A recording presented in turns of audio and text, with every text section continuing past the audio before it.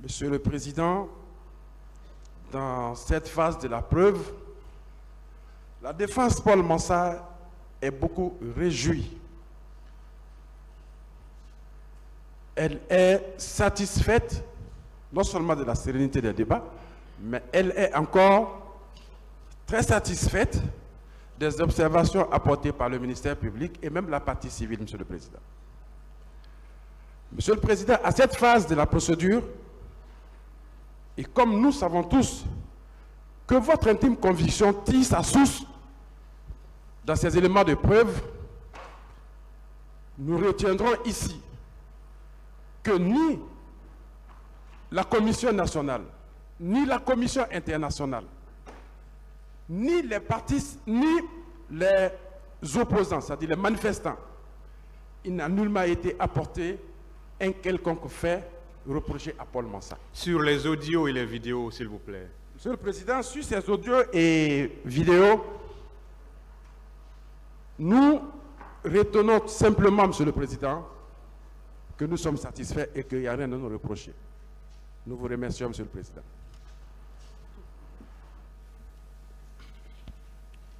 Monsieur le Président, mes observations vont s'articuler autour de 6 points.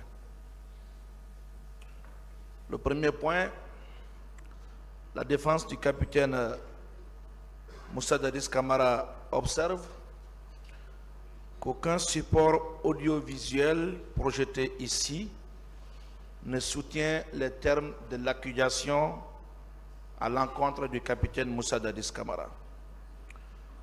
Le deuxième point,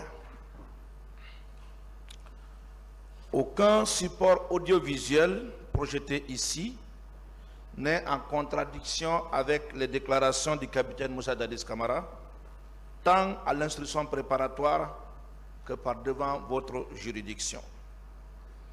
Troisième point, les vidéos projetées ici, faisant allusion aux interviews du capitaine Moussa Dadis Camara, décrivent évidemment qu'il a hérité d'un lourd héritage de l'armée avec ses désordres. Le quatrième point, contrairement à ce qu'on a entendu ici, il ressort clairement sur la dernière vidéo qui a été projetée que le capitaine Moussa Dadis Camara a fait preuve de compassion à l'égard des victimes en déclarant 2 jours de deuil national, les 29 et 30 septembre 2009, en demandant aux religieux de prier pour le repos de l'âme des disparus. Et plus loin, il a manifesté sa volonté de faire appel à la communauté internationale. Vous verrez même sur la vidéo, il parle du président de l'ONU. Il dit clairement sur la vidéo avoir de son propre chef, sans avoir été contraint, fait appel au secrétaire général des Nations Unies pour mettre en place une commission d'enquête internationale qui devrait non seulement enquêter sur les événements du 22 janvier 2007, mais aussi les événements du 28 septembre 2009 et jours suivants. Sur cette vidéo, Monsieur le Président, vous voyez un homme abattu, très touché par la tournure qu'a pris les événements. La cinquième observation porte sur la conférence de presse qui a été animée par les membres de la commission d'enquête nationale. Monsieur le Président, je dois dire que j'ai respecté ce rapport, mais après avoir entendu le contenu de ce point de presse, j'ai davantage renforcé ma conviction au sérieux qui a caractérisé ce travail. Monsieur le Président, honorable assesseur, vous allez convenir avec la défense du capitaine Moussa Dadis Camara que la méthodologie qui a été décrite par les membres de cette commission à l'occasion de ce point de presse est salutaire. Cette commission, à travers son président qui est un magistrat respecté et respectable, a aussi étayé les difficultés auxquelles les membres de la dite commission se sont heurtés à l'époque. Le temps pris pour les enquêtes et, Monsieur le Président, pour conclure sur ce point, la défense du capitaine estime que ce travail a été sérieusement mieux fait que... Pas de commentaires. Je vous remercie, Monsieur le Président. Je vais sur le dernier point, très rapidement, pour parler de ce qu'on a dit ici, parallèle entre les événements du 22 janvier 2007 et le 28 septembre 2009. Je l'avais abordé dans mon exorde. Monsieur le Président, je pense qu'on n'a pas bien cerné et peut-être que chacun, dans la préparation éventuelle de ces réquisitions ou plaidoiries, pourra visionner ces audios, mais la défense du capitaine conteste le fait qu'on veut à tort l'incriminer parce qu'il aurait fait un parallèle entre les événements du 22 janvier. Pas de réponse, des observations. Je vous remercie, Monsieur le Président.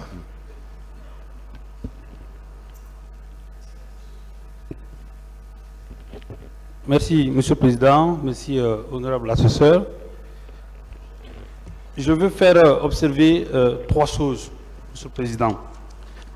Contrairement à ce qui a été soutenu ici à cette part durant toute l'audience, il ne ressort pas des vidéos qui ont été projetées ici, ni des déclarations, des audios que nous avons entendus, que le président Dadis était au Marokana au moment du 28 septembre. Il ne ressort pas des vidéos. Contrairement à une interprétation également qui est faite sur les déclarations du président Dadis dans les vidéos, notamment en ce qui concerne la compassion dont faisait allusion tout à l'heure Maître Pépi Antoine, aucun membre du gouvernement n'a démissionné entre la date... Bon, pas de réponse, s'il vous plaît, sur ce qui a été vu ici. Oui, justement. Parlons de ça. C'est ce que je veux dire, Monsieur le Président. Permettez, je vous en prie. Je vais tout simplement dire qu'il ne ressort pas des vidéos la déclaration par laquelle un membre du gouvernement aurait démissionné entre cet intervalle-là. Dernière chose, Monsieur le Président, honorable assesseur, dans les vidéos qui ont été projetées ici, notamment la rencontre entre le colonel Kigboro et les leaders politiques, il ne ressort nullement de cette partie de la vidéo que le colonel a communiqué au téléphone avec le capitaine Dadis. Je vous remercie.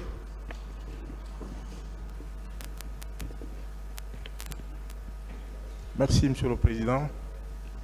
Honorable membre du tribunal, c'est avec une attention soutenue que la défense de colonel Moussa Tcheboro Camara a pris connaissance des supports audiovisuels et audio versés au dossier et ceux apportés par la partie civile.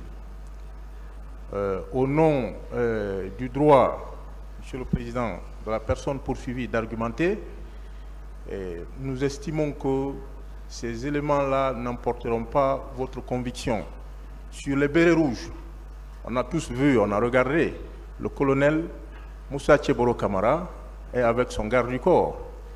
Le chauffeur les a rejoints un moment et a rebroussé chemin. Ça, c'est dans les images. Voilà. Pas de commentaire.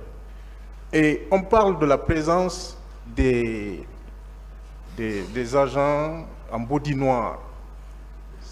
Quels agents? Est-ce que ces agents ont été identifiés dans le Pas support? de commentaires, s'il vous plaît. Ces agents n'ont pas été identifiés. Calmez-vous, pas de commentaires. Merci, Je Monsieur sais le que Président. vous avez beaucoup à dire, mais Ouais. vous aurez les plaidoiries pour ça. C'est pourquoi on aurait voulu faire les commentaires au même moment que les images passaient. Des menaces. Il ressort. On serait resté un an ici, si on devait le faire. Il ressort des vidéos projetées, Monsieur le Président, que le colonel Moussa Tchebolo Camara n'a pas proféré de menaces. C'est pourquoi, à ce niveau, on avait beaucoup de choses à dire. Comme vous le dites, on réserve ça pour nos plaidoiries. Mais nous aurions souhaité avoir une confrontation avec certaines personnes qui ont parlé de menaces à ce niveau-là. Nous avons une liste exhaustive. Et dans les supports, en visionnant ces supports, nous, on craignait voir le colonel faire un mouvement de la tête ou un mouvement de la main comme ça pour dire c'est terminé. Mais on n'a pas vu ça dans les images, rien de tout ça.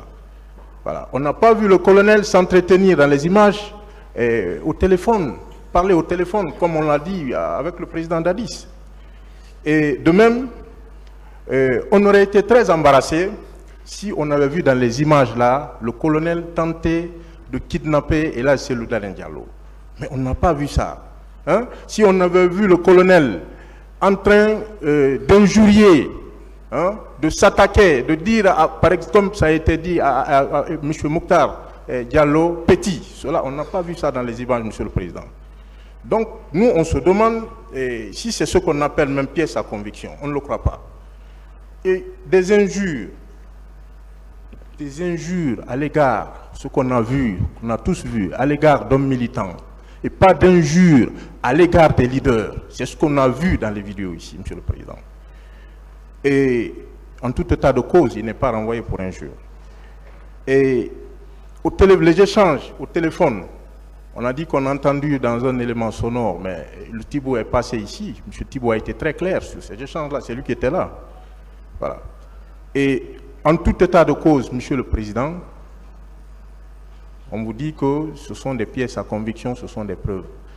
Mais les images et les audios n'apportent pas la preuve de la commission des infractions reprochées au colonel Moussa Tchebolo Camara. Je vous remercie, Monsieur le Président.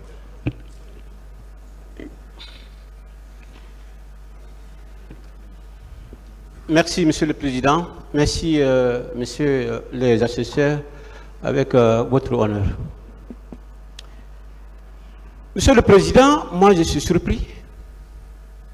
À travers les images que nous avons tous visionnées ici dans cette salle, je n'ai vu nulle part, Monsieur le Président, Messieurs les assesseurs, colonel Moussa Tchebolo Camara,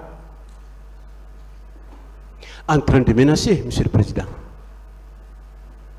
en train d'injurier, Monsieur le Président,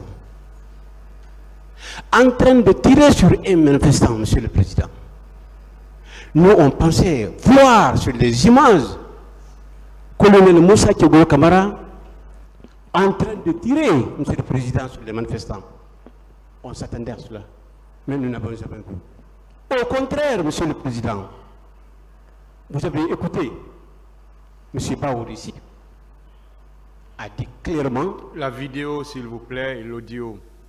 Il a été, Monsieur le Président, félicité d'ailleurs par M. Baour. Et vous avez également écouté le président de la commission, Monsieur le Président, qui a également félicité le colonel Moussa Tchebolo Camara.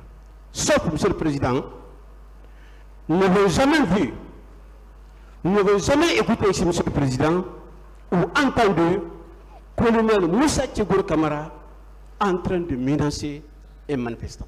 Nous n'avons jamais entendu, Monsieur le Président. Et j'espère que la même chose pour le tribunal et même le parquet, Monsieur le Président. Alors, Monsieur le Président, colonel Moussa Tchebolo Camara, pour terminer, a été félicité, contrairement à tout ce que nous avons vu sur les images. Je vous remercie.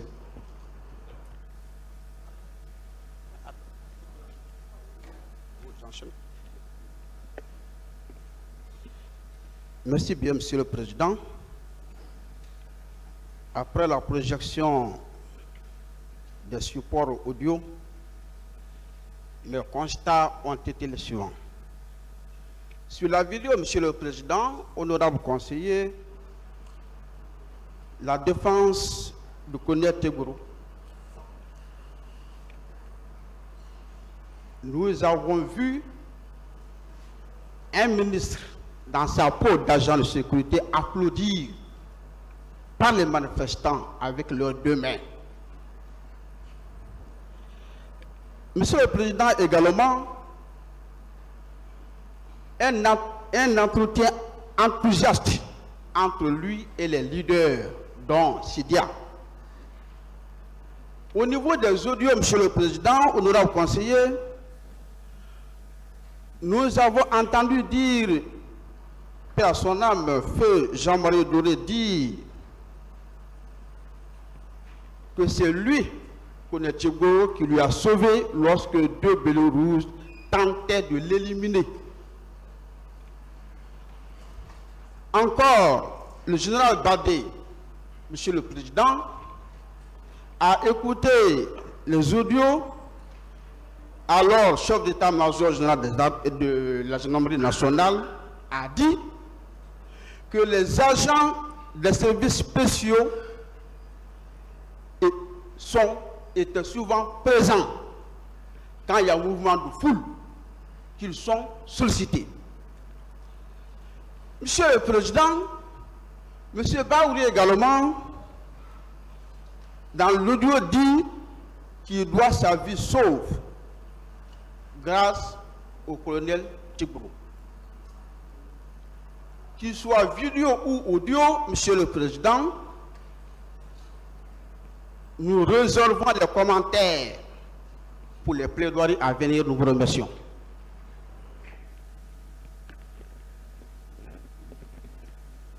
Merci, Monsieur le Président.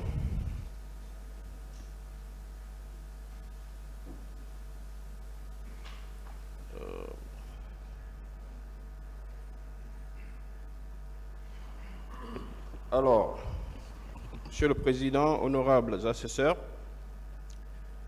j'ai 4 points que j'ai relevés au cours de cette série de projections. J'ai tout d'abord constaté, Monsieur le Président, que la qualité de certains audios était difficilement appréciable. Ça, c'est le premier point, parce qu'il fallait fournir assez d'efforts, Monsieur le Président, pour comprendre les mots qui étaient articulés dans certains audios. Ça, c'est le premier point. Ensuite, Monsieur le Président, quant aux vidéos,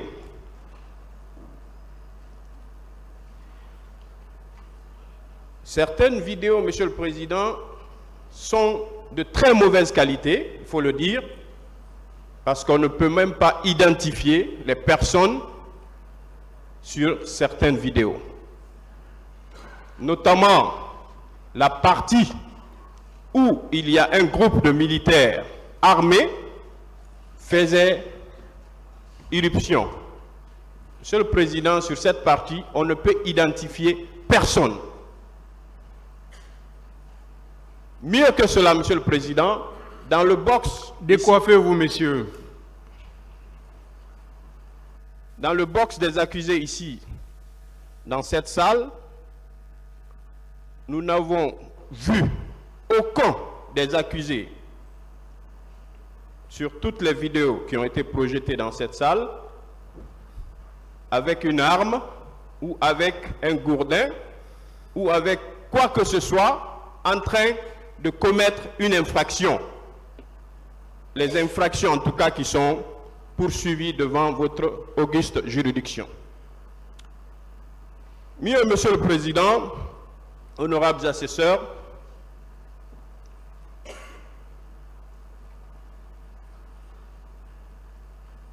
toutes les vidéos projetées, Monsieur le Président, pour la plupart en tout cas, sont issues de montages. Ce sont des montages. Ce sont donc des personnes qui préparent des contenus numériques qui ont monté ces vidéos, Monsieur le Président. À partir du moment où ces vidéos ont été manipulées, il y a même des sous-titres pour certaines vidéos. Nous ne pouvons pas, à notre avis, considérer ces vidéos comme des scellés, comme des preuves. C'est impossible.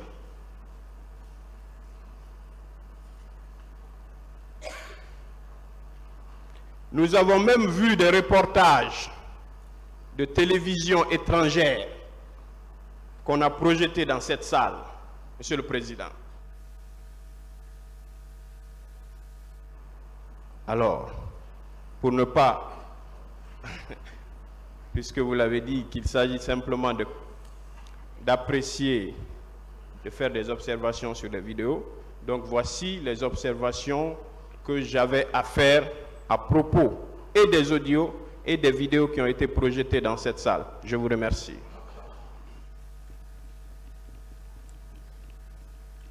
Merci, Monsieur le Président. Merci, honorables assesseurs. Contrairement au chef d'accusation du ministère public, la défense du colonel Blaise Goum se réjouit du fait qu'aucun élément audio ou vidéo n'incrimine le colonel Blaise Goum. Et au moment opportun, en tout cas, nous nous réservons le droit de faire la démonstration juridique de son innocence. Je vous remercie.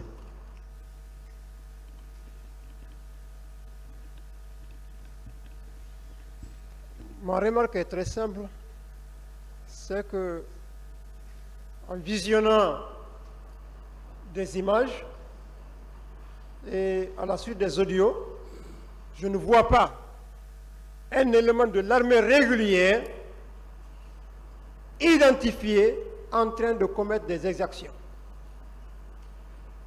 Toumba, ici, tout le monde a regardé, Aboubakar Diakité du Toumba. Moi, je ne l'ai pas vu en train de violenter. Voilà mon observation. Et que il y a des infiltrés, des hommes autres que l'armée régulière. Donc, s'il faut rester dans l'esprit de l'article 497, je voudrais qu'il y ait vraiment une identification certaine, précise. Voilà ce que j'ai observé, Monsieur le Président. On en a ce.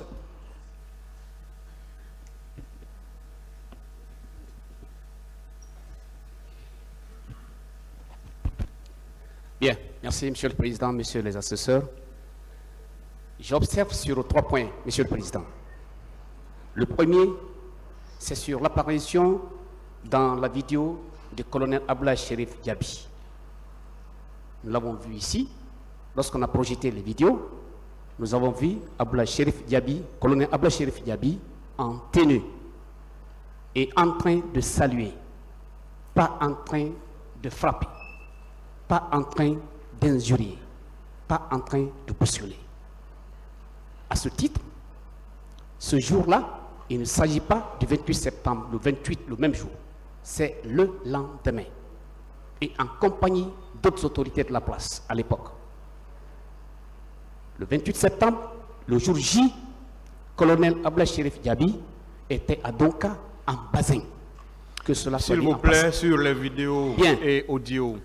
Deuxième observation, sur le discours de Monsieur le Président Dadis à l'époque. Il a été très clair.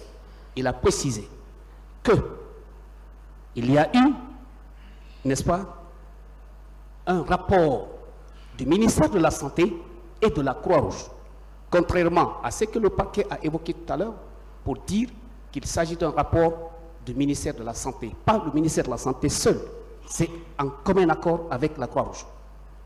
Troisième observation, il s'agit de la conférence de presse tenue par le président de la commission d'enquête nationale. Alors, ce président, dans son discours, il a été très clair qu'à date, ils n'ont reçu pour le moment aucun rapport relatif au cas de viol. Tenez-vous bien, ils sont en train de tenir la conférence 8 jours après les événements du 28 septembre. Et jusqu'à cette date-là, j'estime qu'à date, aucun rapport, aucune personne n'est venue se présenter devant cette commission. Et à ce titre-là, le ministère de la Santé ne peut pas inventer un rapport. Venez vous plaindre. Pas de commentaires, s'il vous plaît. Pour terminer, Monsieur le Président, Et ces vidéos et audios, véritablement, pour terminer, Monsieur le Président, c'est une montagne qui a accouché une souris. Je vous remercie.